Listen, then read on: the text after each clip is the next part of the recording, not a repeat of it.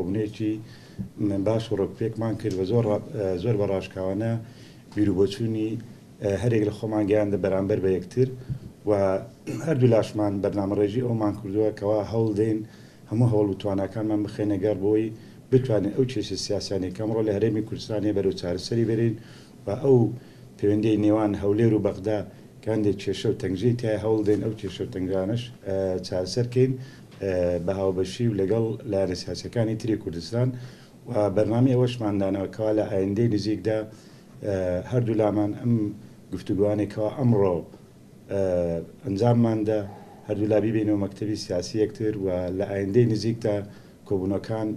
بەردەوام بێت لەسەر و بابەتانەیەکەوا گرنگن لە گۆڕەپاری سیاسی هەرێمی کوردستان و هەوڵی جددیش بدەین کە ئەم کێشە سیاسیانەی کە ئێستا لە گۆڕەپانی سیاسیە بەرەو چارەسەری بەرین و هەوڵش دێن یەکگرزی نێوماڵی کورد پارێزراوتر بێ لە ئێستا و پتەوتر بێ لە ئێستا و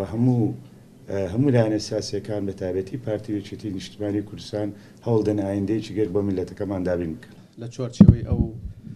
ڕێککەوتنە استراتیجیەکە لە نێوان پارتی دموکراتی کوردستان و یەکێتی نیشتیمانی کوردستاندا هەیە و لەسەر بابەتی ئەمڕۆی کە لە کوردستاندا و لە عێراقدا کۆمەڵێک ڕوودا و هاتوونەتە پێش پێویستی بە ئەوە هەیە کە گفتوگۆ بکرێت و هەڵوێست لە بابەت هەندێک مەوزوع هەیە دیاری بکرێت جگەلەوە احتیمالە لە ئەم هەلومەرجەی ئێستا لە کوردستان پێویستی بە ڕێخستنەوە و چۆنێتی خۆ بۆ ئامادەکردنی هەبێت لەو چوارچەوەیەدا بڕیارماندا کە پێکەوە ئەم کۆبوونەوە بکەین و لە ڕۆژانی داهاتوش ئەم کۆبوونەوانەی نێوانماندا بەردەوام بێت و گفتوگۆ لەسەر هەموو ئەو بابەتانە بکەن کە لە لای هەردووک لە بە گرنگی دەزانین بۆ ئەوەی کە چاکتر بتوانین ئەم پرۆسێ بەڕێوەبەرین چونکە پارتی دموکراتی کوردستان و یەکێتی نیشتیمانی کوردستان لە زۆر قۆناغدا پێکەوە کۆمەڵێک ئەرکی نیشتیمانی و نەتەوەیان ئەنجام داوە و لەمە دواش دەبێت ئەم ئەرکە وەکو پێویست ئەنجام بدەن.